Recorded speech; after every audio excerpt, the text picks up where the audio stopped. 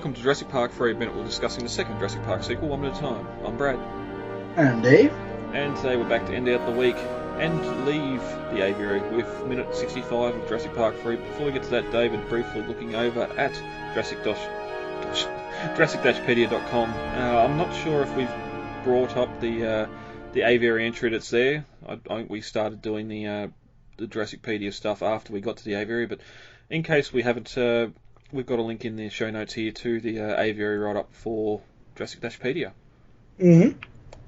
Yeah, this one was basically one that was already written, and then I expanded a little bit with more, with another picture, basically describing the interior design and the exterior design. And I mean, it's a nice little article. It's not super in depth as, say, the Worker Village, but then again, a lot of the aviary sketches its purpose when it was built, with what the purpose exactly of creating and housing these specific pteranodon and all that kind of stuff is basically a mystery. I mean, of all of the structures on Sorna, this one's probably one with the most intrigue attached to it. Mm. Yeah, it's probably got the least amount of behind the scenes stuff. We've been posting up some stuff of the Aviary platform itself, and even some of the sets for on the pond in the backlot. But yeah, there's not a hell of a lot about the Aviary itself. So yeah, head over to Jurassic-Pedia.com and check out the Aviary entry and a lot more stuff about Sorna on the website. Yeah. Which of the island have you explored? I stayed pretty close to the compound. Figured if anyone came looking for me, that's where they'd start. Alright, Dave, ready to get you into 65. Sure.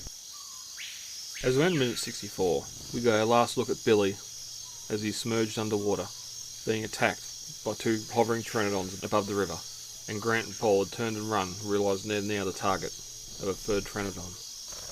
As we start on minute 65, we cut back to Amanda and Eric as they've got the first gate open, and run down a small corridor to a second gate, which opens a lot quicker, and as they push the gate open, we can see the boat further downstream. At the 5-second mark, we cut back to Paul and Grant as they're running down the riverbank, trying to get as much space between them and the pteranodon as they can.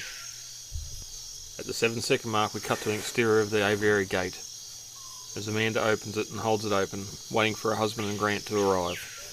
As we cut back to them running along the bank, they realise they're not going to make it, and dive into the river at the last moment as the pteranodon swoops in low, claws extended.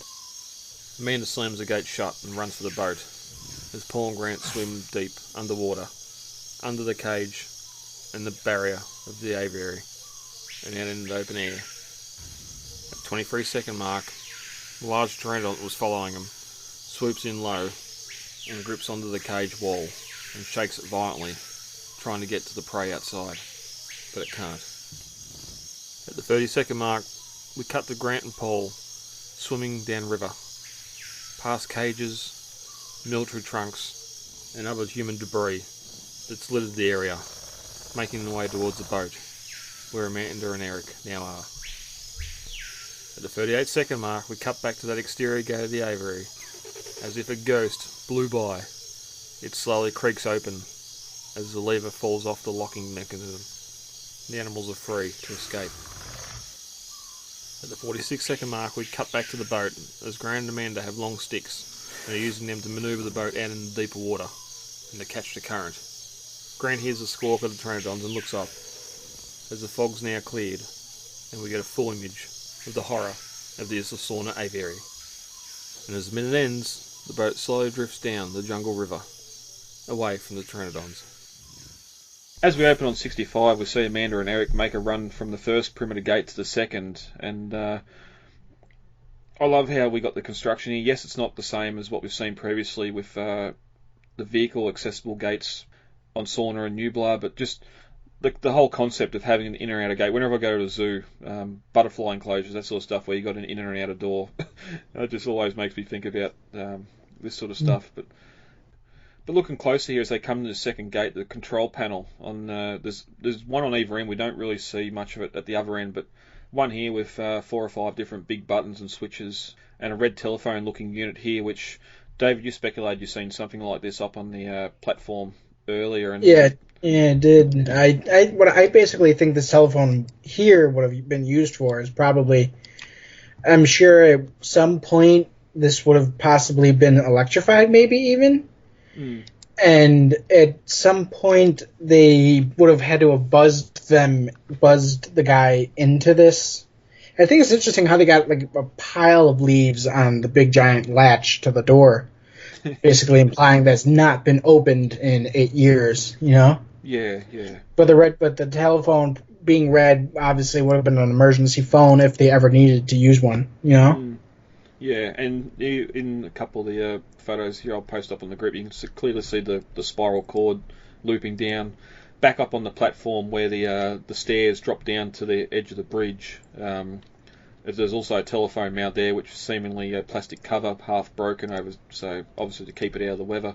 But the cord on that's hanging down, so the receiver must be hanging down on the floor somewhere. But we see it when Billy comes up and clips his parachute on. We see it again when Grant comes running up to try and stop him. But yeah, it doesn't have to be. These probably aren't even connected to the worker village or anything else. It's just site-to-site communication through a copper cable, copper line. But we do see with the exterior too, the sort of the power cable coming down off the side of the aviary as well. So, and all along the catwalks and cages, we've seen lights dotted along it. So there is power running here. And we'll get to some of the other stuff that's on top of the cages here when we get to a bit of a look later on. But Amanda and Eric begin to push down on that lever and the door lock, and at the very far end of it, you can see the sort of two steel tabs on the end of it where you'd put a padlock through, or maybe some sort of electronic locking mechanism. But it's sort of hard to see how these latches would actually stay locked, and not just be something that you need brute strength to be able to open, or human knowledge, human engineering.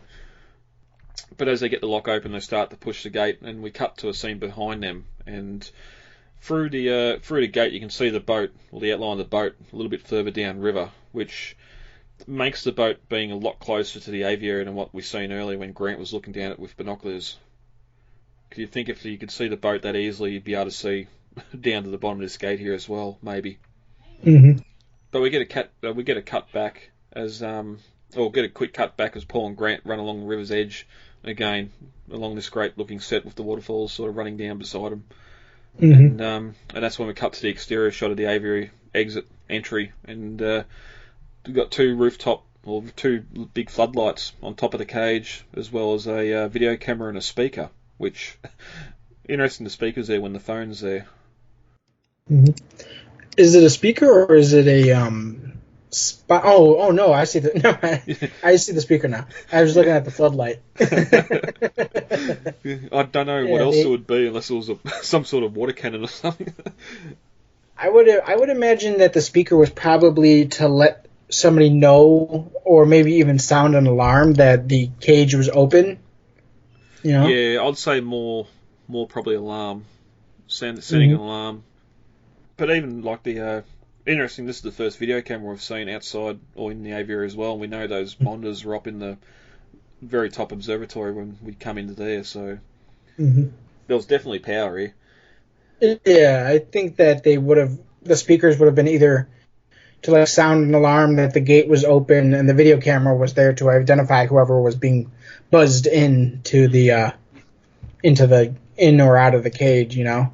Well, especially since it's tilted down now, that could be, again, after 8 years of animals and whatever else, vines growing over it, but the fact that it's actually pointing down towards the gate and not out would definitely suggest that. But also, as the gates open here, we get a fantastic look at that red phone in there and the sort of big buttons, and there's like a yellow box as well, which might be some sort of emergency first aid or something. Hanging on the cage wall as well. Something I do like about this, and this is again an actual set that they built, and on the back part of the huge canyon, as we talked about last episode, is you can see all the work that went into. Just imagine in real life all the work that went into this. I mean, you can see a power cable going to a little electrical box near the top of the of the gate. I don't know why I was having such a strong. And you can see, like, I mean, obviously they probably all weren't real, but big concrete blocks that they would have built into this, and basically big hunks of steel. And this was heavy duty. They did not want these things out, you know. Well, yeah, just the difference between the set itself and what it's trying to purvey. Like, yeah, the fact that these massive concrete pillars, and we'll see later when we get that shot back at the Aviary Dome, like the amount of steel in this thing. there's a reason why these massive concrete footings and that are here at the ground level. Mm-hmm. But then the set itself, like even here, we know from all previous sets in the Jurassic franchise, most of the time you see concrete, it's either painted plywood or plaster. Yeah. And it's sort of, it does show here when we get this shot with Amanda just sort of how small the set is as well, because we only sort of see the edge of the river and the one span that Grant and Paul will leap through in a little bit, but then we pull out to that wider shot later, and you can see there'd have to be a lot more of these spans that sort of keep on going out and around the bottom of the dome. But it's just another thing where a lot of the practical stuff we've seen in the aviary seems very small and somewhat tight. Yet as soon as we get the CG stuff, that's when we really get the size and scale of what the aviary should have been. Mm-hmm. Alan and Paul are still running, but as the pteranodon swoops in low, they sort of know they're not going to make it to the gates and do a big old swan dive off the riverbank and plunge into the water. And a couple of shots here, one where Alan looks back at those CG claws coming down out of the sky to grab him, and again just before he jumps in the water, where we've talked before about high def and how it hasn't been kind to directors. We're using stunt actors, and maybe it's not as clear on VHS or in the cinema that the actor's not really there, but here you can clearly see that's not Grant. And I sort of made the joke, especially when he's jumping in the water, it almost looks like a younger Harrison Ford, which would go back to Harrison Ford originally going for Alan. What would his character be like in Jurassic Park 3 if he would have even come back? Really, I mean, I remember that he was really, really reluctant with the character of of Han Solo, and basically did not want to come back unless they could guarantee that they're going to kill the character off. He did. I know that for Indiana Jones, he was very attached. He's very, very attached to that character, and he basically covets it.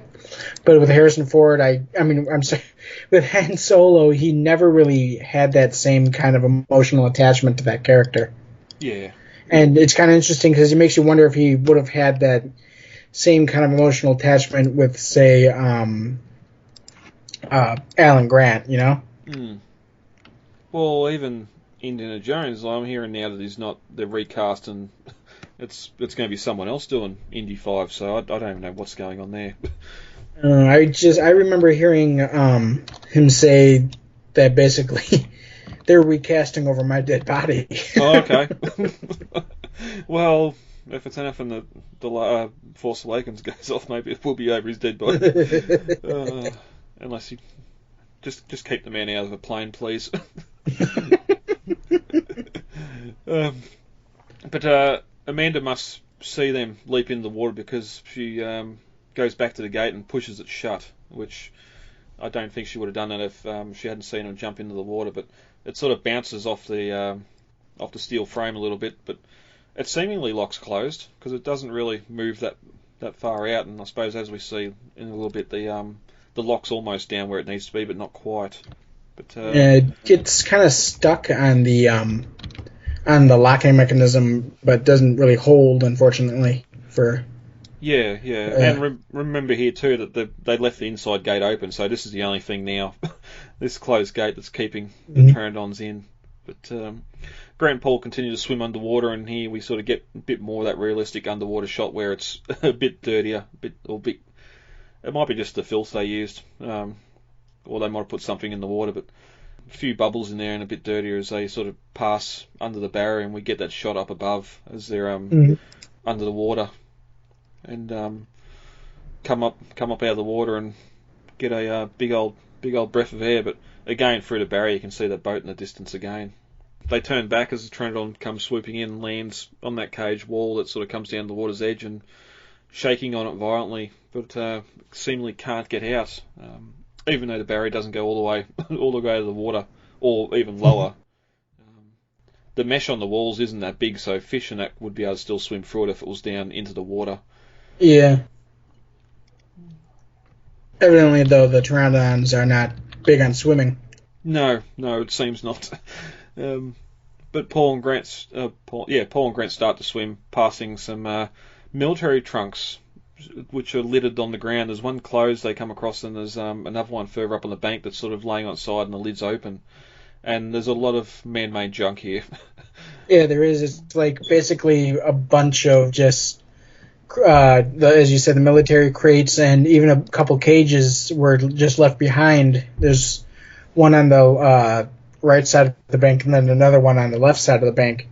And it's interesting because, I mean, obviously they were using this barge to transport these cages and possibly the crates as well. But it's like, why would they wash up here, you know? Well, that's the thing, because we see when we get to the boat itself, there's a cage already mounted to the boat. Now, whether in the script and the novel it was originally going to be a barge, whether or not I really wish there was some sort of dock here. There might be something deeper than the jungle's just grown over it. I understand that, but cages don't float. They don't wash away. Like, where they're sitting is pretty much where they'd have to be from back then. So has there been has the river come up in level, but then it's not coming up to where the bottom of the aviary is. So it's a weird one. It is, especially because, I mean, like you said, like it would be better if there was a dock here, but at the same time, I mean, why at this specific location? Why at the aviary? I mean, you would think that they would have the dock further downstream, which we actually do see them building one, or possibly having at least some kind of maintenance of one where the Spinosaurus attacks them, because you see in concept art from that one where it's basically referred to as a marina. And you see like docks with a couple boats, and they almost look like old fishing boats that had basically been just retrofitted to carry the cages. And it's interesting because here there's also concept art for a bunch of just cages, but they're all in disarray and broken out of, and it looks like this was basically a dumping site for a bunch of old junk that InGen didn't want to use. Well, even the concept of that's interesting. Like, why send it all upriver to the aviary when you can just take it out in some unspecific part of the jungle and dump it? Yeah, I mean, they own the island. It's not like anybody was going to come up to them and say, "Hey, you can't dump here." yeah, and just looking back at the shot from earlier when Grant's looking down with the binoculars, like, the river's a lot wider here than what we see here. There are several cages in the water. There's tires, and all that sort of stuff too. And the boat itself sort of sitting out in the water more than what we see here, where it's clearly somehow being anchored to the bank. But yeah, it's again one of the mysteries of Sorna. Mm-hmm. This is why we need a prequel. This is why we need a couple prequel movies just to, I mean, explain all this. I mean, really, I mean, I know it would take away a lot of the mystique and the intrigue, but still, at the same time, I want answers. Yeah. Like, one of the cages here, the one that's on the bank they swim past, hasn't even got a wall on one side of it. So it obviously goes up to something and gets bolted to it or something, like a concrete wall or something. Even, there's one shot I sent you where they're swimming past the two trunks, and the container or box that's open on its side, it looks like there's some sort of concrete under that. Mm-hmm. And it goes across past behind that cage to where the front of the boat is. So I think there is some sort of dock there. It's just they've really gone to work on set dressing and you can't see it, which again is a very big shame. Mm-hmm. As everyone walks towards the boat, we get a shot back at the exterior gate, and we zoom in on that locking handle, obviously not down where it should be, and as if God himself come down and blew a breath of wind at the door. It creaks open unexpectedly, and we're going to get the pteranodons loose at the end. We know sort of Amanda just pushed the gate closed. Did we need to see the gate not locking properly? I kind of feel like it's important. I mean, otherwise people would be wondering well, how did they get out? I mean, unfortunately, and I kind of feel bad for saying this, but then I kind of don't. But people sort of need to have this weird thing that they need to be spoon fed these days. Yep. It's like if it's not spoon fed to them, it's not real. Yeah. Yeah. Even just coming to the idea that that pteranodon was there on that gate or on the fence when they swam under it, and it's seeing them swimming under it, it's got the idea as well, hey, I can go underwater here and come back out. Yes, they might not like to swim, but if it means escaping. Mm-hmm. But then it's the only one here, the others are off with Billy somewhere, so yeah. And as we get to the in a minute with the script or the novel especially, there's a lot more here we see the animal actually escaping, but Paul and Grant keep swimming. No, I've done that. Damn it, I read. Scrolled back up again. We cut back to the boat as it starts to float downriver. We've got Amanda and Grant standing on the sides with some large branches, pushing them away from the bank as the boat's being manoeuvred out into deeper water. And we cut to Grant, and he's soaking wet, and using his branches and oar, and he looks up, taking the sight behind him of the aviary itself. Mm-hmm. Now, this is kind of one of those great shots that we see of the movie, or from the movie of the aviary. And you can see the clouds starting to clear, and one of the it looks like you can see that on the other side of the catwalk that you would have been able to walk down eventually to the area where they exited. Well, it looks like there's a set of stairs on the inside that connects or is leading to the area where the gate is. Yeah. And well, we'll focus on that to start off. It zigzags down the edge of the dome where it goes up, where it sort of goes up to the first bit, and if you go back, if you look sort of where it is there, it almost looks like that's where it goes around the back of the dome. But it's maybe my complaint about the dome itself, and even that zigzag that probably is meant to be the catwalk. It's too straight, or no, too straight. Like we know from inside how damaged everything was. Where here it's sort of, this is what I imagine it to be new. Again, 8 years of environment being thrown at, even the massive arches of the dome itself. Sort of nothing seems to be dented. There's no debris on it from the hurricane. And as I said earlier, there's no sort of plant life growing on it either. It's kind of hard to tell because the aviary, the mountain wraps around the front of it, and so we don't really see how far back it goes. And we also don't see, because of the mist here clinging to the cliffs, we don't see exactly where that catwalk goes to. We see what's presumably the catwalk, or the bridge on the catwalks further behind it, kind of going off to where the cliff is. But even then, that kind of feels like it's too low in the mountains. But then again, we don't actually see where the or how far down the spiral staircase takes them either. Yeah, and that's sort of another thing with the geography here, where you can clearly see the observatory up on top, and it sort of I reckon it comes down sort of a finger, much like Minas Tirith in Lord of the Rings, how it's sort of out. You've got a big jutting sort of spire of rock coming out into the canyon, and it's on top of that, and this dome sort of encircles that whole spire before the second section we can see here, which is the big roof section, sort of goes deeper into the canyon. Because we don't see the bottom platform under the observatory here, and unfortunately too, like, unless there's some time, we've had a bit of a time jump here. We've seen a couple of seconds ago them manoeuvring the boat away from the bank, and sort of as it's starting to turn and point downstream, and here we are. We can only see the dome through a small gap in the foliage from the river, and the gate's gone. Like, we're around a corner. Yeah, I mean, I think that there's like something of a cut here, and it's not really well explained because it kind of is the way it's filmed and the sequence never really implies that there's a gap here, but for it to make sense, there would have to be, because they're a lot further away from the aviary than the previous shot. And in fact, there's even it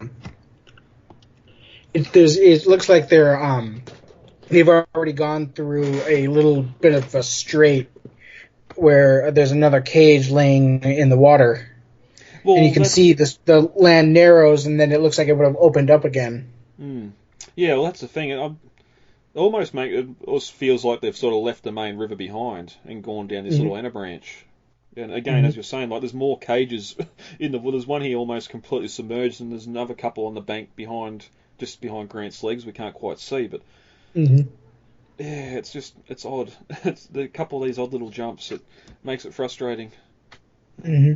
But looking the other way, it's like we never see any spot where there's a second branch. We just see the kind of we just see the wall of foliage behind them, and so obviously the rest of the river is off screen, and we see some more cages at the bank, and the smaller one presumably for infants. Yeah. And one interesting thing I could see too is the on the left side behind Grant there, where that the rocky bank sort of comes down to the water's edge. You can see the lines there where it almost looks like it's been been eaten away by construction equipment or something. Like they've taken rock away from there to build the dock or to use it as earth for something else.